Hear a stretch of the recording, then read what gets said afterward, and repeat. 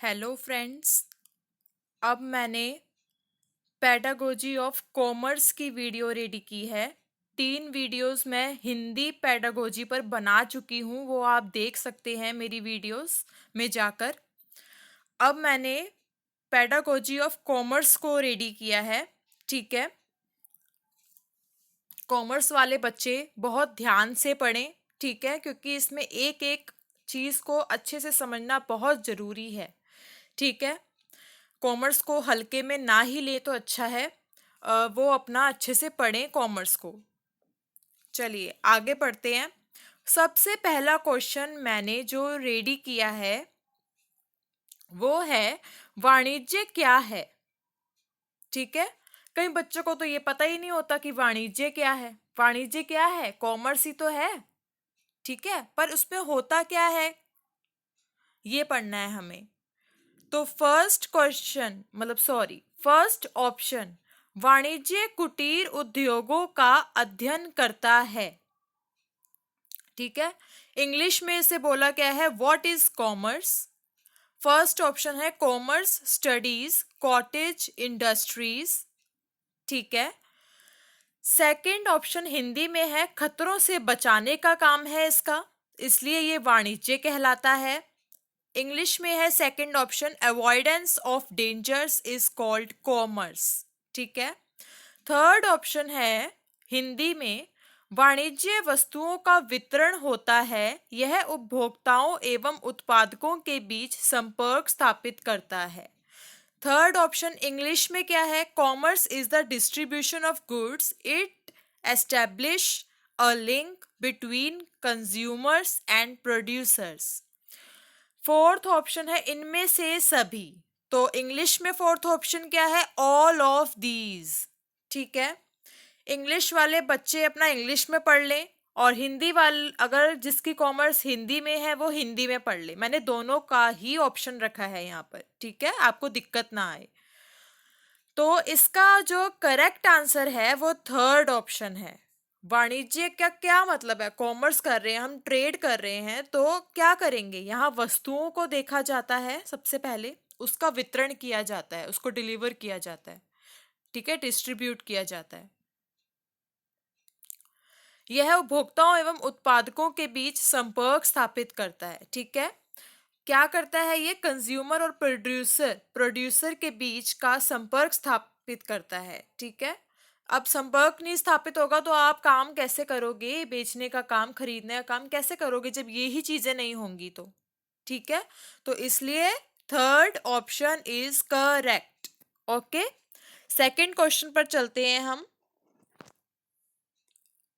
वाणिज्य शिक्षा में किसके कार्य को शामिल नहीं किया जाता। गाइस, मोस्ट इंपॉर्टेंट क्वेश्चन है ये। बच्चे कॉमर्स को पढ़ तो लेते हैं लेकिन उनको ये पता ही नहीं होता कि किसके कार्य को इसमें शामिल ही नहीं किया जाता, ये पता ही नहीं होता है। ठीक है, वाणिज्य में, कॉमर्स में किसके कार्य को नहीं गिना जाता। इंग्लिश में क्वेश्चन है, whose work is not included in commerce education। ठीक है, फर्स्ट ऑप्शन है अध्यापक का कार्य, इंग्लिश में है फर्स्ट ऑप्शन टीचर्स वर्क, है ना। सेकंड ऑप्शन है नर्स का कार्य, यहां पर इंग्लिश में क्या बोलोगे, नर्स वर्क। थर्ड ऑप्शन है वकील का कार्य, लॉयर्स वर्क। डॉक्टर का कार्य, फोर्थ ऑप्शन डॉक्टर्स वर्क। तो इसका करेक्ट आंसर क्या है, फोर्थ आंसर, डॉक्टर को, जो डॉक्टर का कार्य होता है उसको वाणिज्य शिक्षा में नहीं शामिल किया जाता।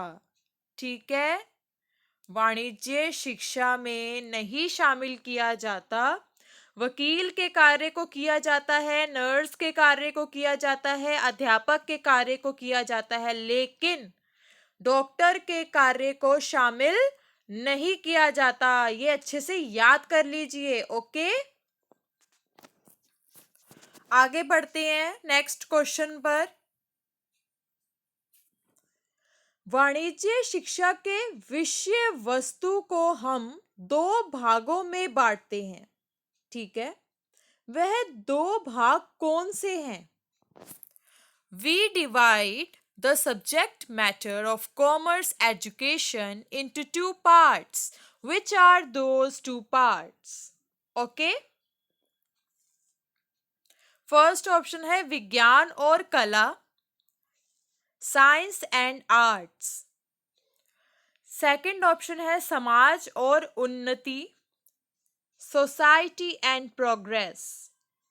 थर्ड ऑप्शन है श्रम और पूंजी, labour and capital. Fourth option है व्यापार और व्यापार के सहायक। फोर्थ ऑप्शन इंग्लिश में क्या लिखा है? Trade and trade assistant. तो करेक्ट आंसर इज 4। व्यापार आता है, वाणिज्य में हम व्यापार ही तो करते हैं भाई, ठीक है। व्यापार और व्यापार के सहायक आते हैं, जो क्या बने होते हैं? बिचौलिए बने होते हैं, बीच के इंटरमीडिएट्स, ठीक है। तो करेक्ट आंसर क्या समझ आया आपको? व्यापार और व्यापार के सहायक, ये दो भाग हैं जिनको डिवाइड किया गया है, विषय वस्तु को डिवाइड किया गया है, सब्जेक्ट मैटर को डिवाइड किया गया है, ठीक है। आगे नेक्स्ट क्वेश्चन पर बढ़ते हैं। वाणिज्य को विज्ञान की संज्ञा किस वजह से दी जाती है? और इंग्लिश में है why is commerce labelled as science. विज्ञान की संज्ञा किस वजह से दी जाती है वाणिज्य को? फर्स्ट ऑप्शन, क्योंकि वह सफलता का पहलू बताता है। इंग्लिश में क्या लिखा है? Because it explains the aspect of success. Second option है समाज के कल्याण व उन्नति को बताता है। इंग्लिश में क्या लिखा है? Indicates the welfare and progress of the society.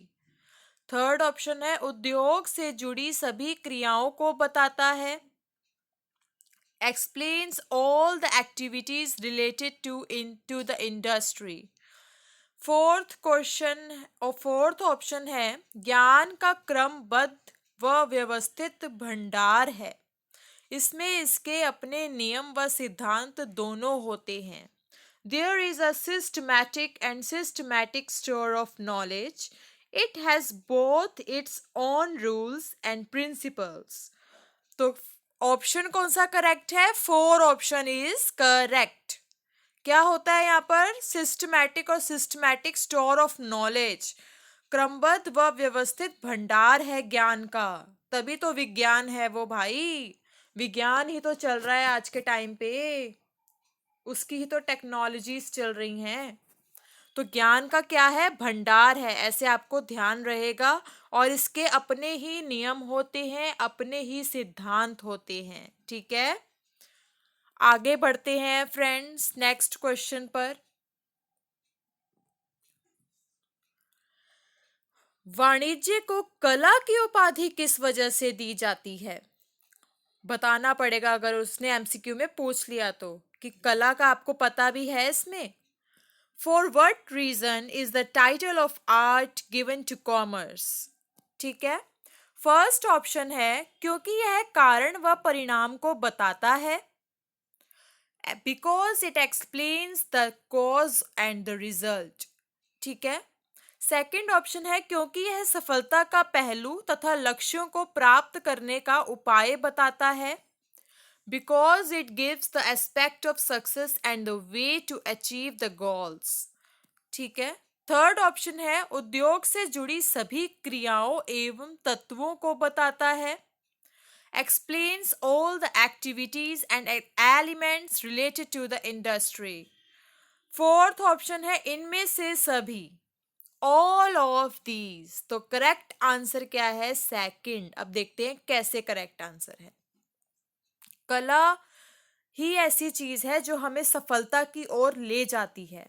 तो करेक्ट आंसर यहाँ लिखा हुआ है ना, यहाँ पर, क्योंकि यह सफलता का पहलू है और हमें अपने लक्ष्य को प्राप्त करने का उपाय बताता है।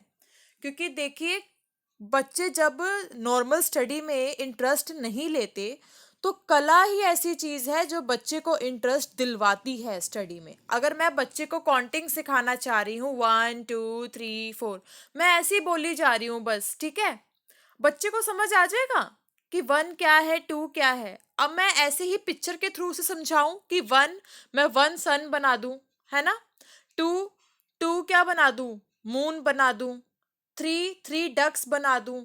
अब मैं जब उसके सामने पिक्चर क्रिएट करूंगी ना तो उसे बहुत अच्छे से समझ आएगा, बहुत अच्छे से। तो हमें सफलता कहाँ लेके जाती है, सफलता का पहलू बताती है और लक्ष्य को प्राप्त करने का उपाय बताती है। Second answer is correct. Okay friends, अब आई होप सो आपको याद हो गया होगा, ठीक है। एक दो बार जब आप वीडियो को अच्छे से देखोगे तो आपको अच्छे से दिमाग में पिक्चर्स वगैरह सब छप जाएंगी, ठीक है। आगे बढ़ते हैं।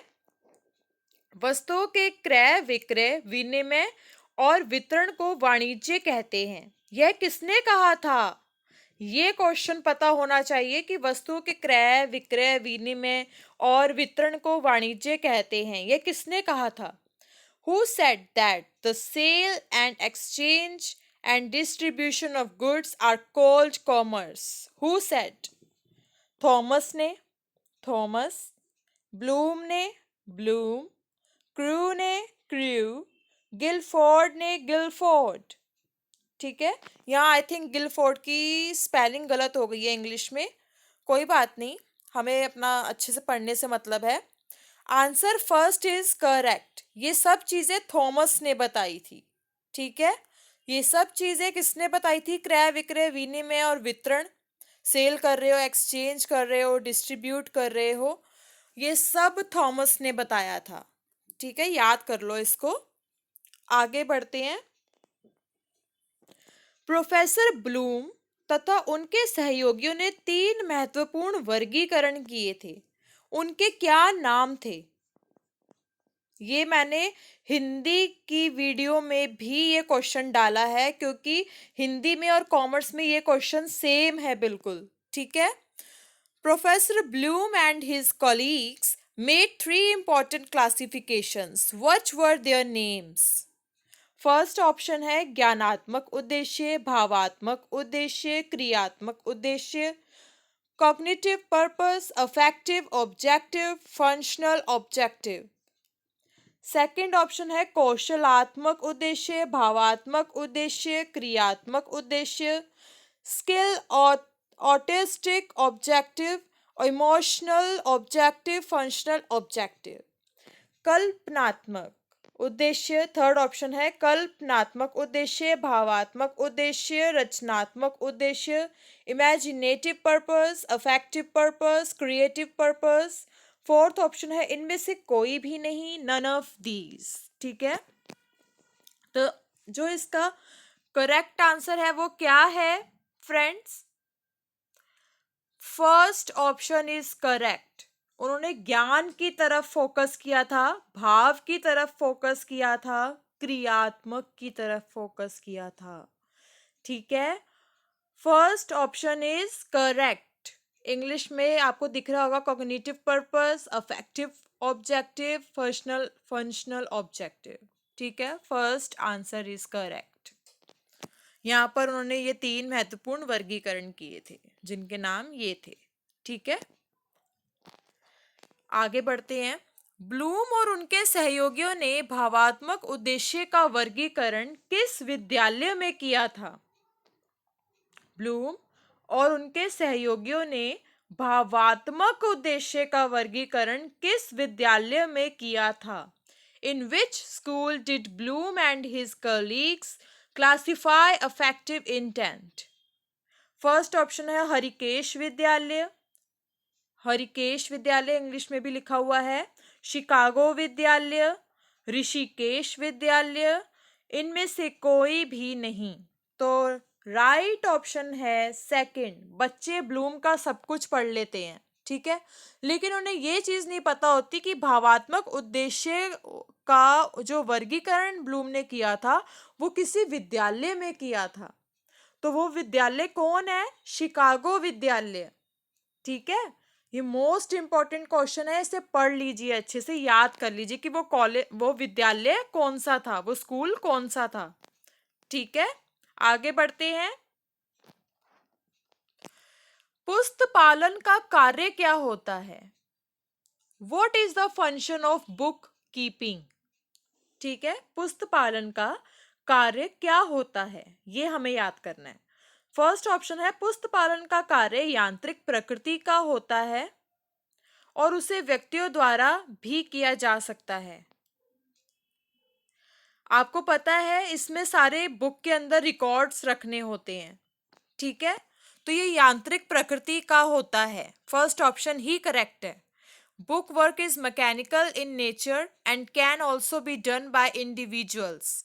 पुस्तपालन का कार्य इनके द्वारा भी होता है और बुक में इनके रिकॉर्ड्स रखे जाते हैं, रोज की एंट्रीज रखी जाती हैं कि हमने कितना सामान किससे खरीदा, दूसरे वाले ने हमसे क्या सामान खरीदा, है ना, ये सब हम एंट्री करते हैं बुक के अंदर, आपको पता होना चाहिए। सेकंड ऑप्शन यहाँ दिया हुआ है पुस्तपालन का कार्यक्रम और विक्रय करने से है, पर यह ऑप्शन गलत है। पुस्तपालन का कार्य मानव समूहों से है, ये भी बिल्कुल गलत है और इनमें से कोई भी नहीं। तो फर्स्ट आंसर इज करेक्ट कि ये यांत्रिक प्रकृति का कार्य होता है और व्यक्तियों द्वारा किया जाता है और बुक्स में रिकॉर्ड रखे जाते हैं, सारी एंट्रीज की जाती हैं, ठीक है। तो ये आपको ध्यान रखना है कि पुस्तपालन का कार्य है ये। तो फ्रेंड्स अच्छे से कॉमर्स के क्वेश्चंस को पढ़ लीजिए, मैं कोशिश करती हूँ और वीडियोस बनाने की, बस अब ना सारी दिक्कत मुझे बस टाइमिंग की है और कुछ नहीं है। आप इस वीडियो को अच्छे से देख लीजिए, पढ़ लीजिए ताकि आपको अच्छे से याद हो जाए। Okay, all the very best friends. मैंने हिंदी पेडागोजी की भी 3 वीडियोस डाल दी हैं, आप उसे अच्छे से पढ़ लीजिए। Okay, bye.